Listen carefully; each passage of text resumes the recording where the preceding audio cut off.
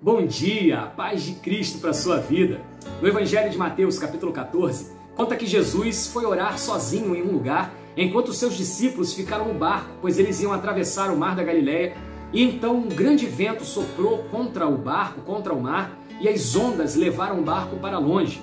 E Jesus aparece no meio do mar, andando sobre as águas, e os discípulos do barco avistam aquela pessoa andando sobre as águas e eles ficam apavorados de medo, até que Jesus diz: não temam, sou eu. E o final da história é um grande milagre, de Jesus acalmando o vento e o mar. Pense comigo, alguns dos discípulos que estavam com Jesus no barco eram pescadores experientes. Mesmo assim, eles foram surpreendidos pelo vento e grandes ondas que levaram o barco para longe. E a primeira coisa que eu aprendo com essa história é que os vendavais da vida são assim. Chegam muitas vezes de surpresa, e mesmo que nós achemos que somos pessoas experimentadas, experientes nos problemas da vida, ou com bastante conhecimento naquela área do problema, muitas vezes ainda assim somos pegos de surpresa, somos levados pelo problema. Mas acontece que se nós somos verdadeiros discípulos de Jesus, uma hora ele vai aparecer, no meio do vendaval, no meio do mar agitado, e ele vai nos trazer livramento. No caso dessa história com os discípulos de Jesus, quando Jesus apareceu para trazer o livramento, eles ficaram apavorados. É natural. Primeiro que eles já estavam assustados com a própria circunstância do mar.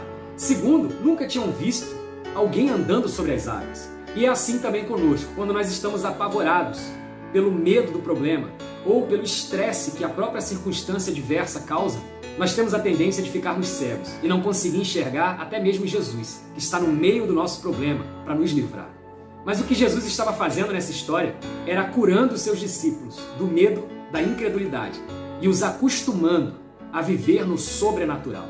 Todo verdadeiro discípulo de Jesus tem que estar acostumado com o sobrenatural, pois foi o próprio Jesus que disse: os sinais acompanharão aqueles que creem. E ele também disse: se creres, verás a glória de Deus. E Jesus deixou uma linda lição para os seus discípulos nesse caso e também nos dá uma grande lição hoje.